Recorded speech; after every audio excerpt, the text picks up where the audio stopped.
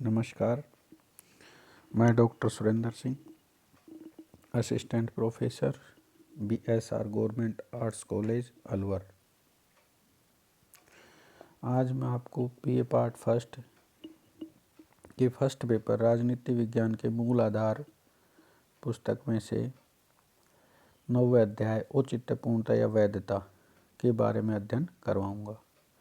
औचित्यपूर्णता की व्याख्या शासकों एवं शासितों के बीच एक लाभपूर्ण लेन देन, सौदे या समझौते के अर्थ में की गई है। अपने एकदम आदिम रूप में यह लोगों द्वारा किया गया एक समझौता है जिसके अंतर्गत उन्हें जीवित रहने व जेल से बाहर रहने की स्थिति प्राप्त होती है। इसके बदले में वे सरकार को कर देना और उसके आदेशों का पालन स्वीकारते हैं। यह एल्फ्रेड का कोटेशन है।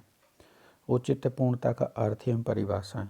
अंग्रेजी भाषा के शब्द लेजिटिमेसी की उत्पत्ति लैटिन भाषा के शब्द लेजिटिमस से हुई है।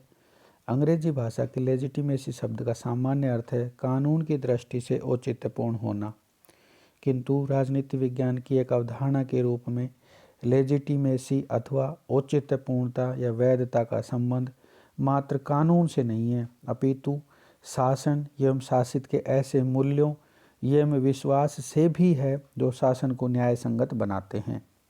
राजनीति विज्ञान में औचित्यपूर्णता की अवधारणा अत्यंत प्राचीन है। प्लेटो ने राजसत्ता एवं शासन की औचित्यपूर्णता न्याय भावना के आधार पर स्वीकारी है और अरस्तु ने इसकी औचित्यपूर्णता कानून के शासन में स्वीकारी है।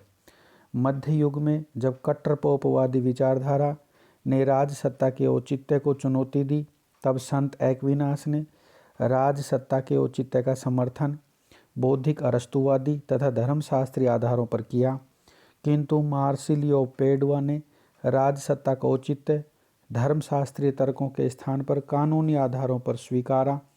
आधुनिक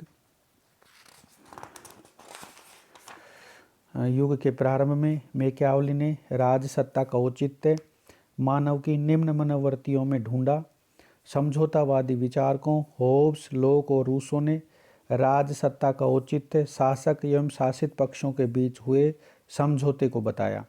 उनका मत था कि शासक पक्ष तथा शासित पक्ष ही आपसी सहमति ही राजसत्ता को औचित्य प्रदान करती है। वस्तुतः लोक ने ऐसी राजसत्ता को औचित्यपूर्ण माना है जिसकी शासन की शक्ति व्यक्ति के प्राकृतिक अधिकारों एवं विधि के शासन से प्रतिबंधित हो। रूसो ने सामान्य इच्छा की धारणा के रूप में राजसत्ता के औचित्य को प्रस्तुत किया है। हीगल ने शाश्वत चेतना को राजसत्ता की औचित्यपूर्णता का आधार बनाया है तथा TH ग्रीन ने राजसत्ता के औचित्य को व्यक्ति की नैतिक चेतना के आधार पर स्वीकारा है।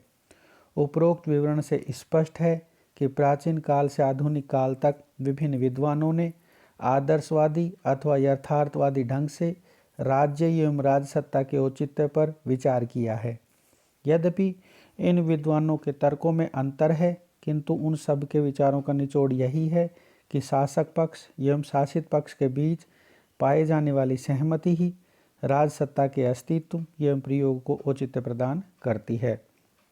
इस प्रकार की सहमति ही शासक पक्ष को आदेश देने की क्षमता एवं आत्मविश्वास प्रदान करती है और शासित पक्ष को इन आदेशों के पालन का कर्तव्य बोध एवं प्रेरणा देती है। आधुनिक युग में मैक्स वेबर ने औचित्यपूर्णता की अवधारणा पर विस्तार से विचार किया है और उसने औचित्यपूर्णता को शासक व शासितों का मूल्य संबंधी एक विशिष्ट विश्वास बताया है।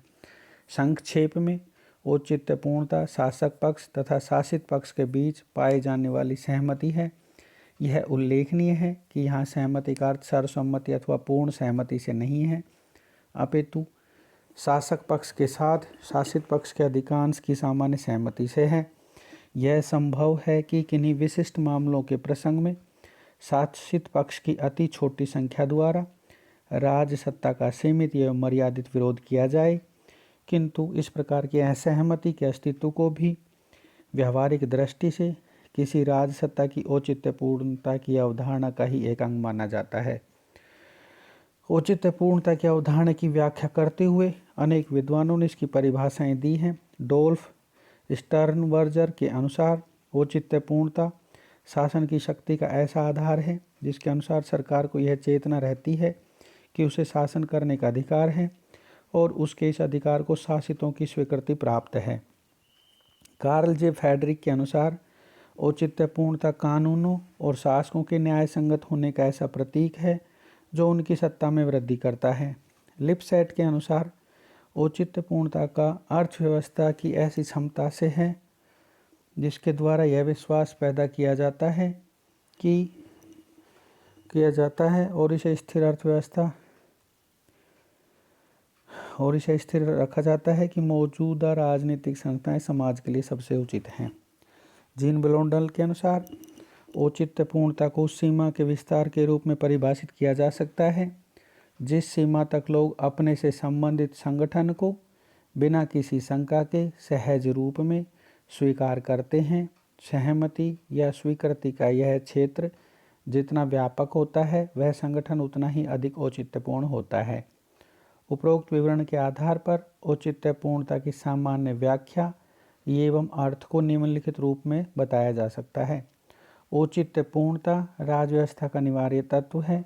नंबर 2, औचित्यपूर्णता एक मनोवैज्ञानिक तत्व है जो शासक पक्ष एवं शासित पक्ष के बीच एक मूल्य प्रधान विश्वास एवं सहमति के रूप में प्रकट होता है। नंबर 3, औचित्यपूर्णता की अवधारणा में निहित जनता की सहमति का आधार शक्ति, बल, दमन या हिंसा नहीं होती, अपितु जनता की सहमति ऐच्छिक होती है। औचित्यपूर्णता का तत्व राज्य की शक्ति को सत्ता में बदलता औचित्यपूर्णता किसी राज्य व्यवस्था को न्याय संगत बनाती है और इसे स्थायित्व प्रदान करती है। औचित्यपूर्णता के स्रोत किसी राज्य व्यवस्था को जिन आधारों पर औचित्यपूर्णता प्राप्त होती है उन आधारों को औचित्यपूर्णता का स्रोत कहा जाता है। मैक्स वेबर ने औचित्यपूर्णता के 3 स्रोत बताए हैं। परंपरा, दूसरा संविधान या बुद्धिसंगत कानून, तीसरा है चमत्कार, करिश्मा। विभिन्न विद्वानों ने इसके अलावा विचारधारा को भी औचित्यपूर्णता का स्रोत स्वीकारा है। आधुनिक युग में वैधता के प्रमुख स्रोत निम्न प्रकार स्वीकार किए गए हैं। नंबर 1, परंपरा। प्राचीन काल से ही वैधता का एक प्रमुख स्रोत परंपरा है। अतीत में राजतंत्र को इस परंपरागत विश्वास के आधार पर वैधता प्राप्त थी कि राजा ईश्वरीय शक्ति का प्रतिनिधि है। आधुनिक काल में भी वैधता का आधार परंपरा दिख पड़ती है। कैथोलिक चर्च में पोप की वैधता का आधार यह परंपरागत विश्वास है कि वह संत पीटर का प्रतिनिधि है। सभी समाजों में पिता की संपत्ति पर पुत्रों का अधिकार परंपरागत विश्वास पर आधारित है। नंबर 2, संविधान एवं बुद्धिसंगत कानून।